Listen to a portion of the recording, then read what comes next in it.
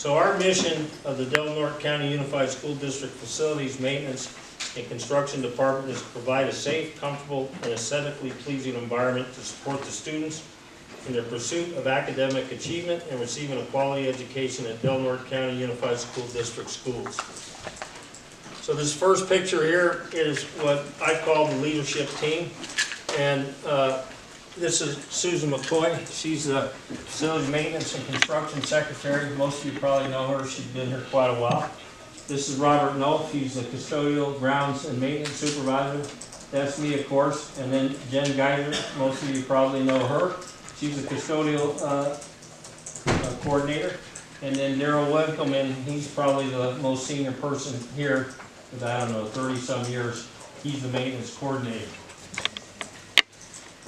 So that's the leadership team, and the work of the leadership team is to lead by example, promote and exemplify safety, promote and exemplify attendance excellence, promote and exemplify a strong work ethic, promote and exemplify continuous improvement, promote and exemplify a spirit of teamwork, and promote and exemplify great customer service. Promote and recognition for a job well done. And then the overall department goals are to continue to maintain safety as the #1 priority in everything we do, which includes but is not limited to bi-weekly safety meeting participation and knowing the basic safety policies and procedures such as lockout, tagout, MSDS, PPE, etc. Also to continue to maintain good housekeeping both in our shops and in our custodial closets and in the areas that we work, and to participate in daily and weekly cleanups. Also, to continue to work with the director, supervisor, coordinator, secretary, and staff, along with our customers, students, teachers, staff, and administrators, to improve our overall efficiency and effectiveness, and to continue to strive for total team involvement. Continue to work with your supervisor to receive at least 8 hours of training annually pertaining to your specific job. So the next here is the custodians. There's 27 custodians. And I'm going to walk you through those people. So Jennifer Geiser, she's the custodian coordinator. Carl Zalsworth is a custodian 2 at Crescent Elk School. Sarah Ball is custodian 2 at Margaret Keating School. Lisa Borath is custodian 2 at Pine Grove School. Deanna Bryant is a custodian 1. She's a rover at the Annex High School, Joe Hamilton and Crescent Elk School. Raul Cesaris is custodian 1 swing shift at Pine Grove School. Gary Ferrari is a custodian 1 3rd shift at Del Norte High School. Valerie Green is a custodian 1 swing shift at Del Norte High School. Paul Harnden is custodian 2, Bess Maxwell School. Aaron Havens is custodian 1 swing shift rover at the high school, Crescent Elk District Office in the MOT. And Mason Havens is a custodian 1, he's a rover at Bess Maxwell, Castle Rock, and ERC. Keith Howard is a custodian 1 swing shift at Del Norte High School. Ted Johnson is custodian 1 swing shift at Smith River School. And Caleb Jones is custodian 3 at Del Norte High School. Jeff Conkle, he's a custodian 1 swing shift at Redwood School. Louis Lemrise is custodian 2 at Mary Peacock School. Gabe Montano is a custodian 1 swing shift at Joe Hamilton School. And Gerald Owen is a custodian 2 at Smith River School. Forrest Snacker is a custodian 1 swing shift at Mary Peacock School. And Matthew Snacker is a swing shift rover at Mountain, Mary Peacock, and Crescent Elk School. And Marty Tomlinson is a custodian 2 at Redwood School. Irene Vargas is a custodian 1. She's a 3.5 hour at Del Norte High School. Tovu is a custodian 2, and he's at Joe Hamilton School.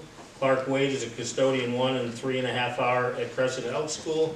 Tim Wallace is a custodian 1 on swing shift at Crescent Elk School. Jeanette Zebal is a custodian 1 swing shift at Bess Maxwell School. And our most recent hire, Christopher Reed, is a custodian 1 swing shift rover at Sunset and Redwood School. So that's the custodian team. The work that they do, they clean over 520,000 square feet of interior building space. They do top-down cleaning in classrooms and offices. They do desktop, countertop, chair cleaning, disinfecting. They do floor scrubbing, extracting, and waxing.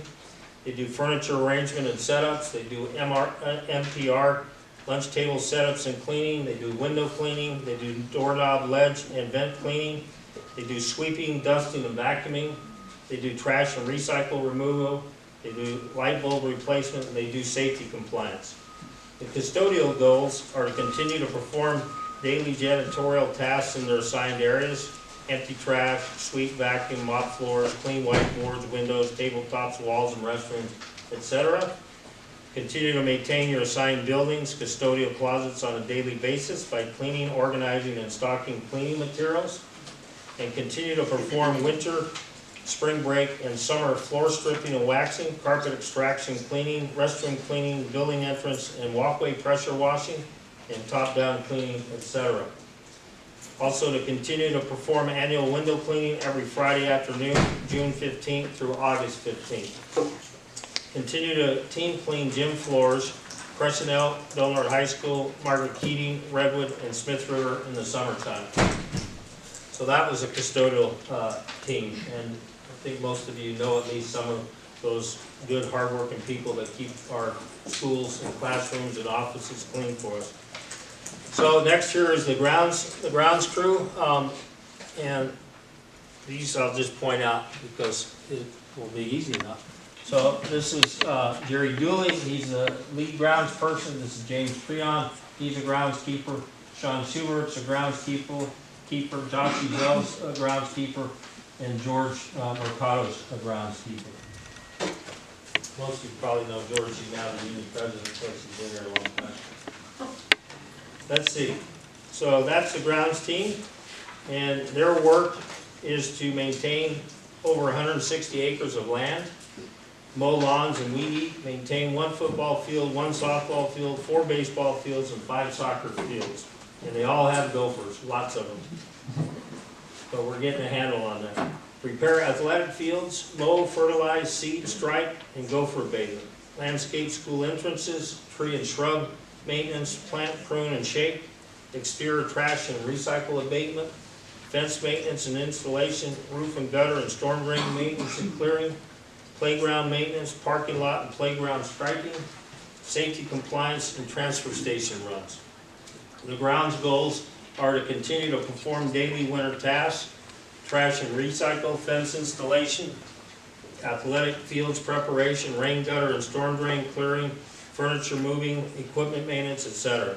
Also to continue to perform spring tasks, trash and recycle, mowing, weed eating, aerating, fertilizing, seeding, athletic fields preparation, gopher abatement, sprinkler maintenance, etc. Also to continue to perform summer tasks, trash and recycle, mowing, weed eating, fertilizing, seeding, playground maintenance, parking lot, playground striping, etc. And also to continue to perform fall tasks, trash and recycle, mowing, athletic field preparation, gopher abatement, tree and shrub pruning, fence installation, school entrance landscaping, etc. And clean shots and organize materials daily and attend bi-weekly safety meetings. Next is the maintenance team, and Daryl Winkelman's the maintenance coordinator, maintenance and grounds coordinator. Anthony Bencourt is a maintenance specialist 2.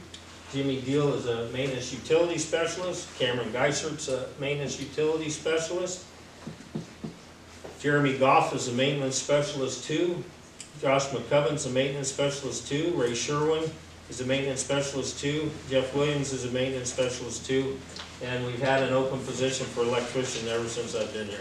So we're still working on that. So the maintenance work is to maintain over 520,000 square feet of interior and exterior building space, HVAC, heat, air conditioning, boilers, electrical, lighting outlets, motors, transformers, panels, and breakers, plumbing, sinks, faucets, toilets, urinals, drains, water and sprinklers, carpentry, roofs, cabinets, buildings, restroom partitions, kitchen appliance repair, ovens, stoves, dish machines, refrigerators, freezers, fire and burglar alarm systems, well water conditioning and monitoring, painting, interior and exterior, infrastructure, roads, walkways, parking lots, and safety compliance. And the maintenance goals are to continue to perform daily maintenance specialist work, which is carpentry, plumbing, electrical, HVAC, key and lock, window replacement done right the first time with high quality in a timely manner with teamwork and safety. Continue to perform weekly inspections of water wells, boilers, and standby generators. Perform annual summer HVAC preventive maintenance, filter replacement, condenser cleaning, control servicing, etc. Cleaning shop and organize materials daily, and organize trucks and turn in work orders and receipts daily. Attend bi-weekly safety meetings. And this last picture here is almost the whole group, not completely. And then we have some pictures of summer projects that we've done in the last 2 years. Most of you will know these, but anyway, this is Redwood, and this is this past summer after Caleb Jones and Tim Wallace did the stripping and waxing of that.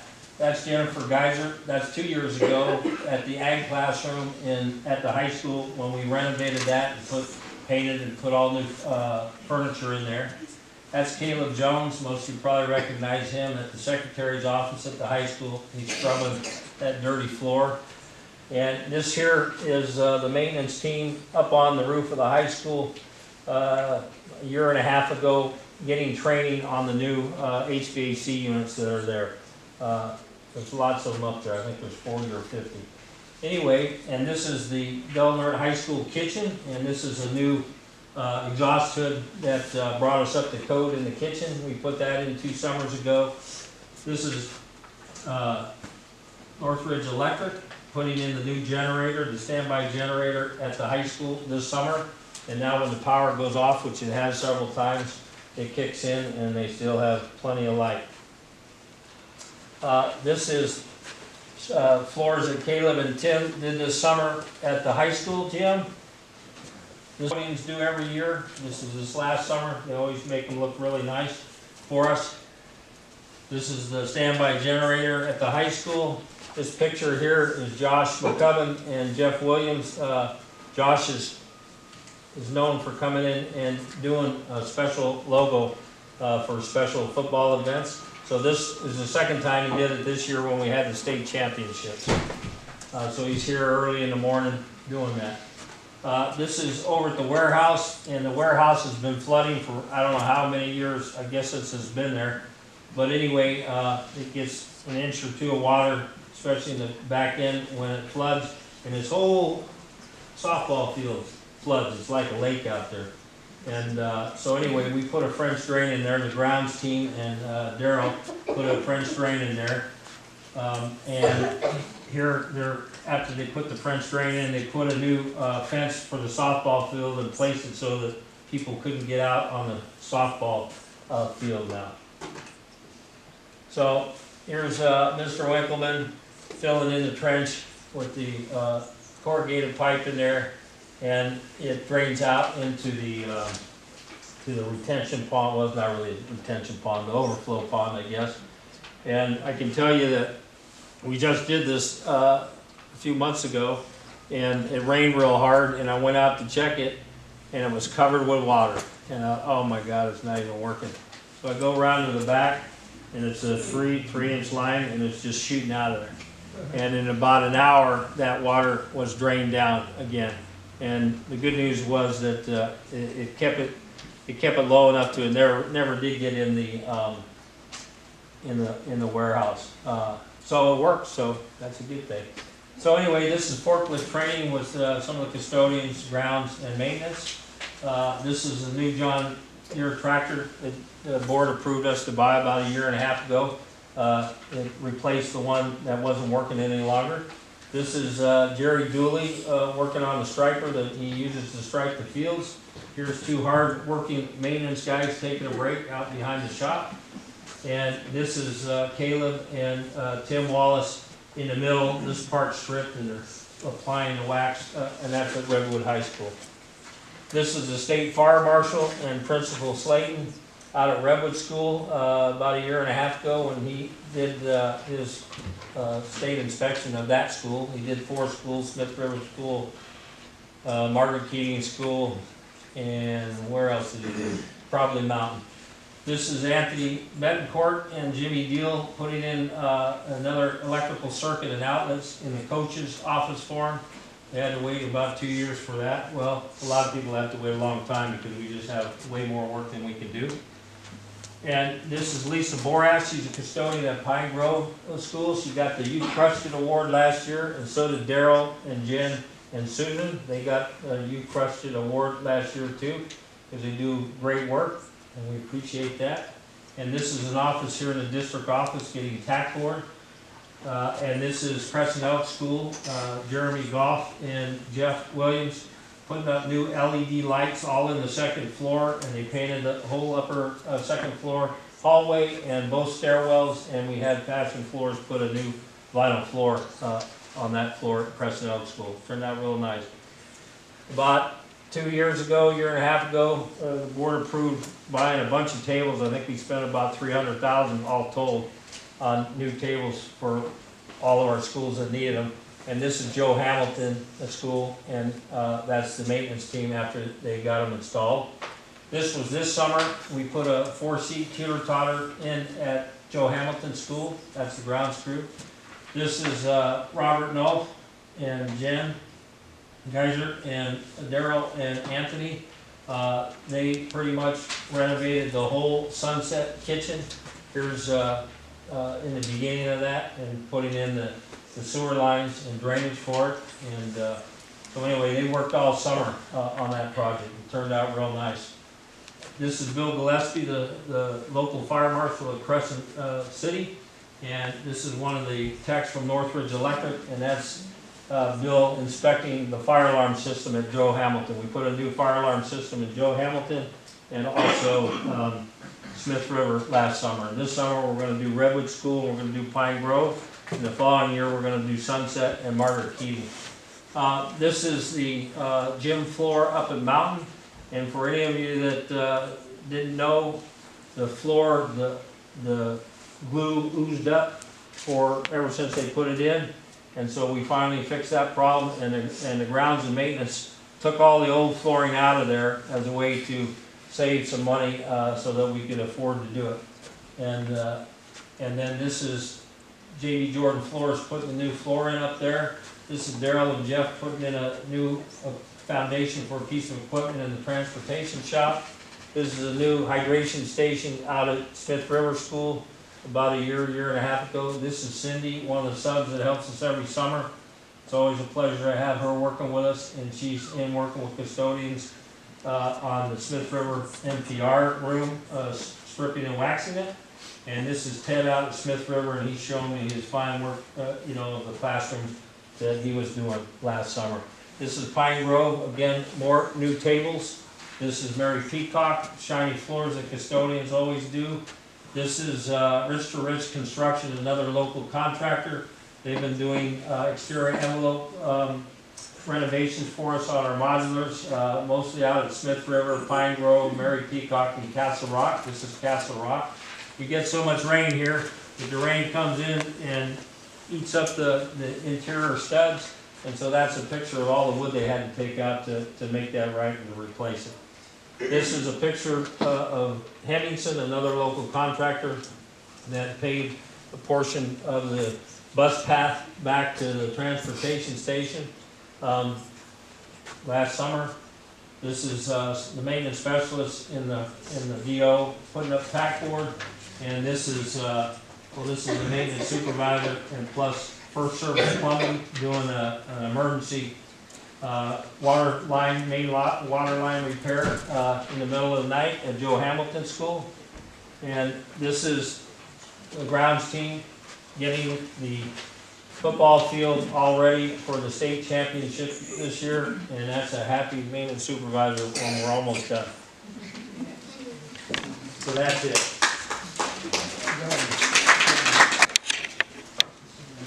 All right, now we're going to move on to public comments. Opportunity for comments by the public for non-agenda items that are within the subject matter jurisdiction of the board. The board value comments received, but the law requires that board members not engage in a back and forth conversation on items not listed on the agenda. The board may, at its discretion, refer a matter to administration or calendar the issue for future discussion. Please limit your comments to 3 minutes. Board bylaw 9323 states, individual speakers shall be allowed 3 minutes to address the board on each agenda or non-agenda item. The board shall limit the total time for public input on each item to 20 minutes. Do we have any public comments? Please state your name, please. Hi, I'm Zachary Lindenbinder. I'm here for my teacher, Miss Chandler. She needs a contract. If you're a board member, please stand up. It's time for you to do your job. It's time for you to act like board members. It's time for you to listen to teachers, parents, and kids. I have spoken.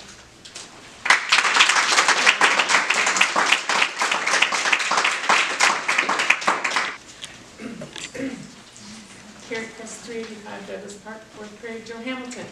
I have a number for you. It's $14.52. Write it down. This represents what the 2% that you guys offered would do to a C1 teacher, beginning teacher with a median medical plan. They would lose an additional $14.52 with that 2% gain. For some of you that doesn't make sense, the math. Ask us why our math may be different than other people's math. We'd be happy to show you. The most teachers would make, the highest paid teacher with that 2% that you offered us would be $51.42 a month. Would you accept that? Would you accept less money next year with a COLA? Supposed to make it up. We aren't keeping teachers. Nope. We aren't recruiting teachers. And now I see that we're really going to cut teachers next year, depending on whether or not we get the LCAP or not. Up to 24 more teachers you're thinking about cutting. Why? People want to put 33.2 kids in my room. That doesn't include special ed. I have 3 of them, so that makes 37 because you have to round up. Every 4th grader knows the 5 tells the 4 to the next digit to grow by 1. That includes me. That would make 38. The fire marshal won't let us in there. It's too many people for one classroom. Not enough air to breathe. And yet I'm supposed to increase test scores. I have behaviors. I just searched a young person's desk the other day to take out any implements that might hurt other people. The behaviors are extreme. The needs are extreme. $14.52 less a month for beginning teachers. Ask us about our math if it's different than anybody else's. We'd be happy to share. Thank you. One thing, and Cheryl, this doesn't count against your 3 minutes. I just heard you talk about eliminating 24, 27 teachers. Depending on LCAP, whether or not you get the LCAP, or you use the LCAP, yeah. No, so there's been no conversation about cutting that many teachers. Every year, Carrie, what we get are questions about how did we calculate that $1.9 or $2 million in LCAP? And that 1.9 or 2 million is how are you increasing or improving or maintaining services for low-income foster and ELC? And with almost 70% of our students in district as low income, we have a broad need. Our foster counts are going down a little bit, but our homeless counts are skyrocketing. And we know that homelessness can oftentimes lead to foster care and other needs for our kids, social emotional needs, academic needs, those kinds of things. One of the board's predominantly voiced pieces has been lower class sizes and fewer combos. That calculation at the end of that first page is the justification for that LCAP expenditure of the $1.9 to $2 million that's in LCAP. That's not an option. That's not been discussed. There's been no indication that we're going to eliminate 20 teachers. As a matter of fact, we are in kind of a holding pattern. So as we start talking about teaching staff, there's been no conversation about raising class sizes or creating more combos. So I just want to let the community know that right now. That information was, I don't know how people thought that that's where the board was going. I don't know how people understood that that was a conversation that was being had. But I can tell you right now, it's not. Well, I need to say that under Joe Hamilton, current staffing is 4, with supplemental LCAP staffing for 3rd, 4th, and 5th, it's 3. So that means losing 1. No, that means if we didn't have the money that we were getting through supplemental and concentration that was part of the LCAP, that there's the potential to lose that. There's been no discussion about pulling those funds. There's been no discussion about changing it. Well, there's printed material here that indicates that's a Because possibility. there's 3 sections, the 1920, and then there's the 2021 supplemental LCAP funding, and then the 2021 base funding. Right. Why don't we And go- under the middle column is where it talks about there being 1 fewer teacher next year at Joe Hamilton. That's a discussion item for tonight, Okay, and so we can talk about it then. that's why it's on there. We're having a discussion with the board about that. Yeah. Okay. It's not an action item, they're not taking action on anything. But I also just, but I want to make very clear that that final column is the rationale and the justification for the LCAP expenditure for the teachers over class size. So there are no plans to eliminate 2019. And we've shown that every year for the past 3 or 4 years. As we're going through looking at enrollment, we have been showing that, so this isn't like brand new. And since it's an agenda item, we can talk about it when it comes up too, right? Absolutely. Great. Cheryl Bradley, Delaware High School. Clearly, this shows that we're more concerned than we've ever been about what's going on with the district, because if this report has been happening for years and years and we haven't noticed it, we're watching now, we're looking now, because we don't feel heard, and we're very concerned about that. I just want to say a couple of things. 3 points. One is there were 2 schools in Humboldt County. I don't remember which schools they were. They settled their contracts within an hour. Those districts got the COLA. They said, here's the COLA. They settled within an hour. We're at 340 what days? Within an hour. 300 and something days. There are 2 other schools, and this is as we're looking at hiring a new high school teacher or a principal, as we're looking at renewing contracts that the board is responsible for. These are 2 anecdotes that I think are really important to keep in mind. At Big Lagoon, the board didn't listen to the staff recommendation for superintendent. They hired a guy that they had to buy out his contract because he couldn't do his job. He was so inept. They bought out a 3-year contract and hired someone else to replace him, and that cost 17% of their entire budget because the board didn't listen to the staff recommendation. In McKinleyville, again, the board didn't listen to staff recommendation, and they went through 3 superintendents in a single year. But we need to be heard. The last thing that I just heard is that for the past 5 years, and this is according to the state, I'll look up the source. Our budget, district management has underestimated our budget by 2 point. Let me get the information.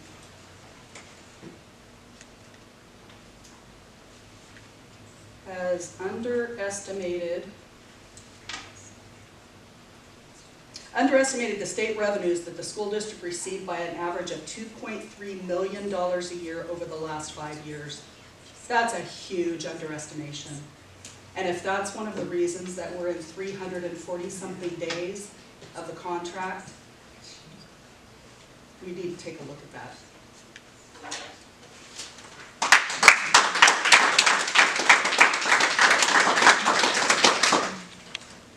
Any other public comments? Okay.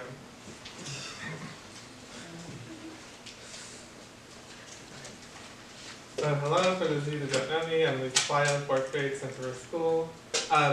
So I just wanted to say I work best under like when I have a deadline. Like if anyone knows me procrastination wise, like if you give me a deadline, like it's gonna get done because it has to get done, there's a deadline. And so we're approaching a year of this whole process, right? It's been a year, I can't believe that it's been a year since this whole process started.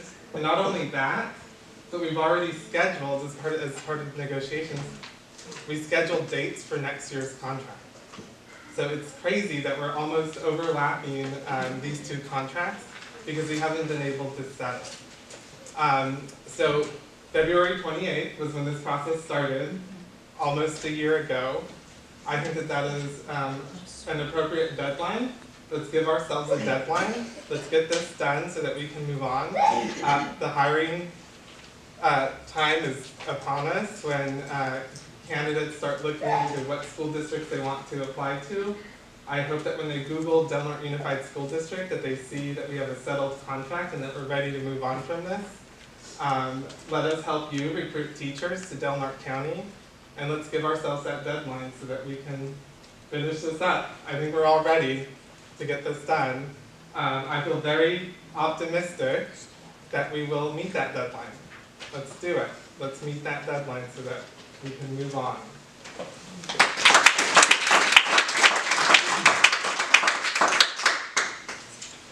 All right, anybody else?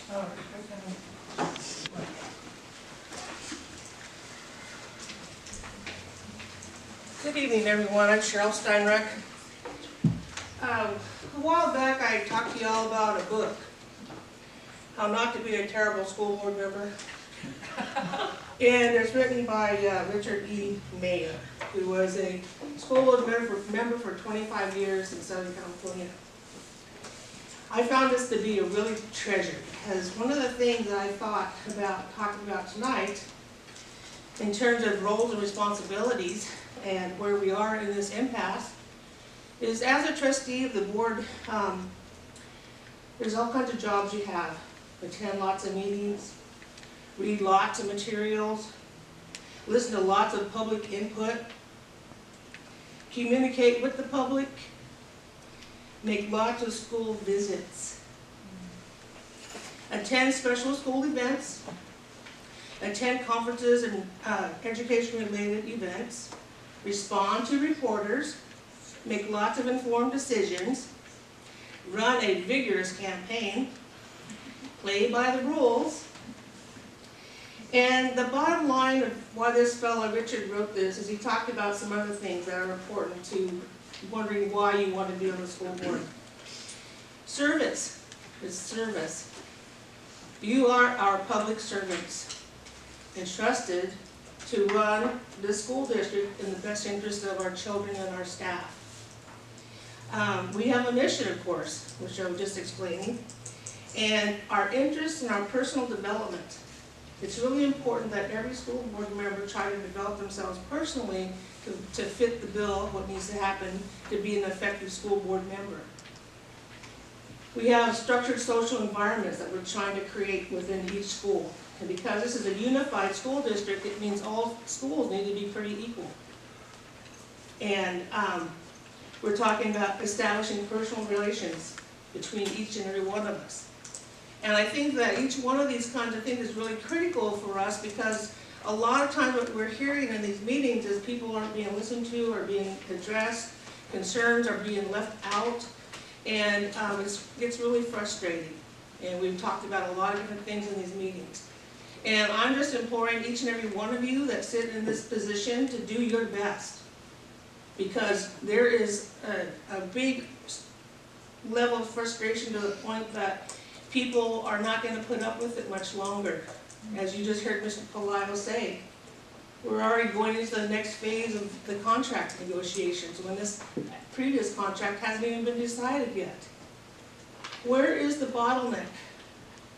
Where's the problem? Obviously it's not from the Teachers Association, so that lays back with you all. You're the leaders of this community, and we would appreciate some strong effort in trying to get a report card that looks like A's instead of F's. Thank you.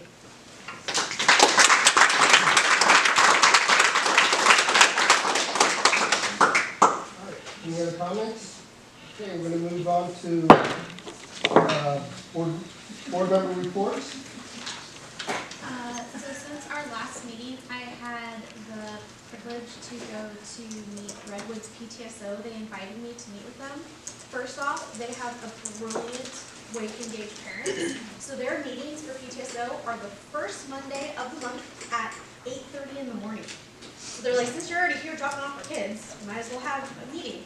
So they range between 6 to 12 parents that actually stay, and we meet for about an hour. And I just love that idea. I was like, why didn't we never ever think of that before having morning meetings?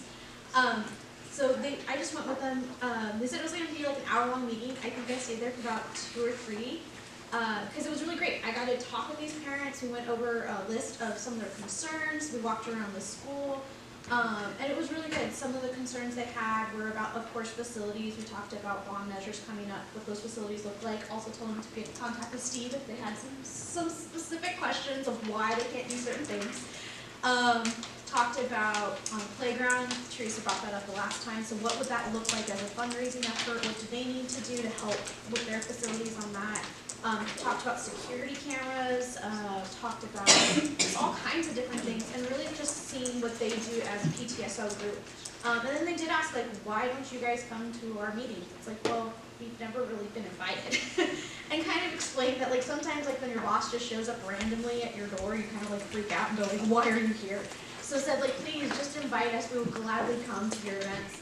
Come to your meetings or whatever. So they have an open invitation if you guys want to join them in their next meeting and just hear what's going on. They've got some really cool stuff going on, and those PTSO members, they'll let you know what's happening. So it was really great, and that's what I did this week. Just hanging out with them, getting back to them with those issues. If any other PTSOs want to invite us, please invite us. We're ready to listen. Talking about first how I went to Redwood. I got to attend a meeting with the student council, which is just a group of 7th and 8th graders who were class presidents and really involved in their local student government at their school. But currently they only have upper grades, but we talked about what would happen if you added like a couple 5th graders in there. So they opened up that discussion, and they're going to think about it. Okay, so I talked to kids, just like sat, had a discussion, nothing formal, nothing. It's like, hey, what do you want to see in your school? What would you change? So I got a couple of answers that I wouldn't normally think about, just from like an outside perspective. But hearing it from the kids was interesting, like stocking the dispensers and bathrooms, because it's better for all the, like, yeah. Let's talk. And then they noticed that there was bullying on their campus, which, I mean, always happens, but they noticed that it was kind of a problem. And then also possibly looking for more outside enrichment for the upper grades during breaks and lunch, because they'll kind of stand on the, like, boxing and just hang out. So they were wondering what else is there for them to do. But it was really cool, and we were meeting back with them probably a month or two, just checking in, seeing if they thought of anything else or have anything they want to bring to me. Next. Super cute, cheesy picture. Yeah. And then, actually today, a group of students from the high school are traveling to Japan. It's a mix between 10th, 11th, and 12th graders, and for the first time ever, all the students will actually be able to be hosted by families instead of in hotels. This wasn't possible before because all the like the ruin from the tsunami. So this is the first time that all the students will get that immersive host-family experience, which is really cool. And all the times that they're there, they're going to be in classrooms, in clubs, in everything, just making these bonds and keeping this sister city thing that we have. This is so special alive. And then just some other stuff coming up. Basketball took the win last night, so they're playing again in the finals of the tournament. February 21st for Peacock, we'll be having a family game night, which everyone's invited to. March 3rd, district spelling bee coming up. We're just gonna involve a lot of students. Yeah. Good job. Thank you. Any questions? Isn't there CA law that says we have to make sure those bathrooms are stocked with feminine hygiene products? Yeah, I made a note. Okay. Yeah, we need to- yeah. But it came into law last year, so. In all bathrooms. Yeah, they're not at the high school, never been as long as I've been there. And so we'll need to reach out to the Persephone Corvid. Do they have to be stocked for free, or? Yes, Yes, yes. for anyone, no matter which bathroom. Grade 6 and up.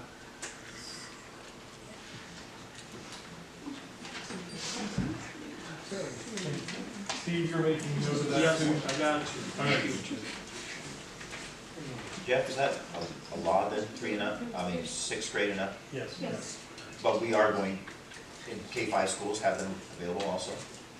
Because I know we have students, In fifth grade. there are Yeah, students, I I know have for a fifth fact, in grade. 3rd grade, 4th grade, that's females that have started there. Yeah. So I think that's choice, you know, so I mean, if that's something that the board would like to direct us to do, then that's definitely something we can. Because we're in compliance with the law on the 6 and up, it sounds like maybe we're not necessarily, because we're not stocking them. Never been.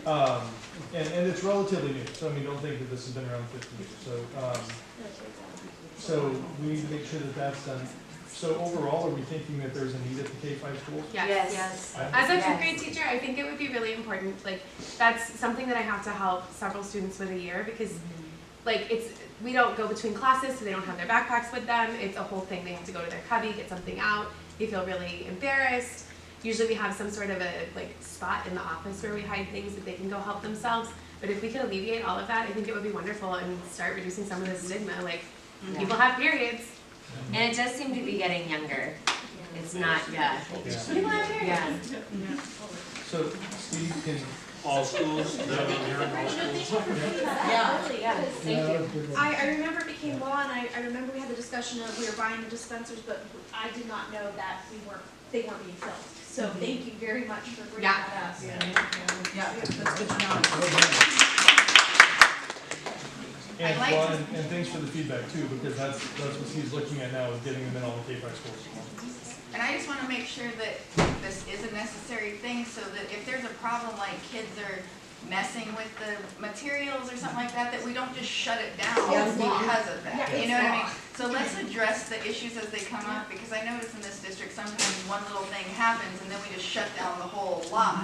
And it's like, I hope that we'll continue to realize this is like a serious issue, and it could help our kids, you know, and that hopefully we can, moving forward, look at how to really solve the problem if there becomes one, if we're not stocking it because of Right. vandalism or whatever. Sure, Steve will take care of that, and we won't have to have this conversation again.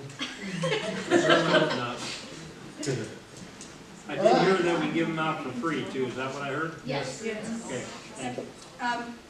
Jeff, can you restate when the law passed? Which, This particular law? Yeah. you know, I would have to go back and look. I don't know if it was the beginning of this current school year, or if it was the beginning of a calendar year, Cheryl, but we can go back and check. It was check just that. recent. Is it California or federal? California. Because I remember reading that in the packet, and I was like, oh, that's cool that we're adding that. We actually ran that through a board policy, administrative reg, so we can go back and do that. I'm sorry, I have a quick question. Does the law specify what kind of feminine product? Is it just pads or just tampons or both? I think it just says feminine products in both bathrooms, so they're accessible to all students. Gotcha, okay. Any other questions? All right, well done. Okay, we're gonna move on to consent. Can I get a motion? Unless you have any questions on that? Are we okay with approving them and going to Japan and they're already on their way? Like, should we have done that before? Yes, it should have come up. Yes, it should have come. Just making sure we're okay.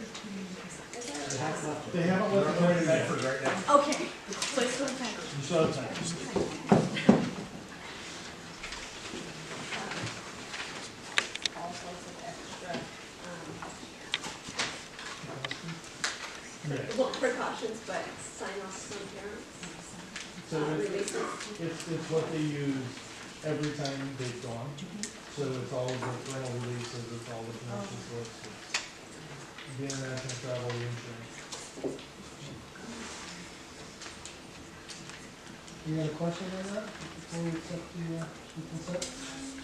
I just had a question on the, I was really impressed with how much detail and stuff the Booster Club, the music Booster Club put in there. Yeah.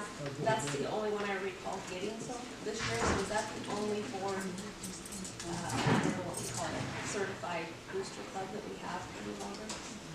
There's other PTOs and stuff in the country. They're just not as detailed as us. So kudos to you. Yeah, good job for the music, but I'm like, wow. I can go back and search, we're having some more consent before. Okay. Why is the Japan trip being approved today if they're already gone? Was there a reason why they weren't, or am I misunderstanding? There was a timeline issue of actually getting, they were trying to get the flights, they were waiting for the grant to come in, they were doing those kind of pieces, and they have to have everything laid out before it can come to the board, and there was a 3-week lag between the last meeting and this meeting, and they didn't get it to us in time, and when Linda brought it forward, it would have either have been a special board meeting for that one piece, or we could do it today. Okay. And so that's all it was. I have a question on the consent items and the warrants paid. What are they? Because we don't have them on the agenda. It just says ratification of warrants paid and personnel changes and, am I missing something? They're on the attachment. Yeah. Online. Okay, but we don't have the, okay, so we go to the attachments. Okay, any other questions? Can I get a motion? Second. Linda, can you poll please? Oh, yeah. Preferential vote? Yes. Mrs. Green? Yes. Mr. McCarthy? Yes. Mrs. Faulkner? Yes. Mr. Margarino? Yes.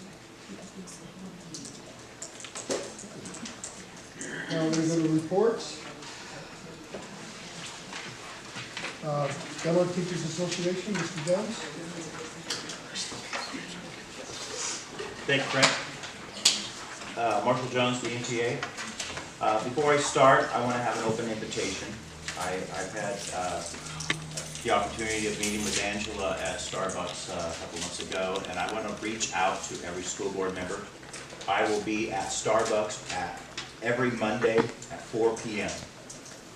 I know you guys can't meet any more than 2 of you, but I would be happy to meet with 1 or 2 of you any Monday coming forward. So please write that down. I should be drinking coffee. I'll drink decaf. I stay up all night if I drink coffee at that point. But you do have an open invitation. I would love to have an opportunity to meet with you. Thank you. I'd also like to thank Redwood Voice. Right? Yep. For filming. Thank you. I've been wondering why we haven't been able to come up to the 21st century for a while now and be able to have this transparency and this ability to be able to have people, because we have a lot of teachers that have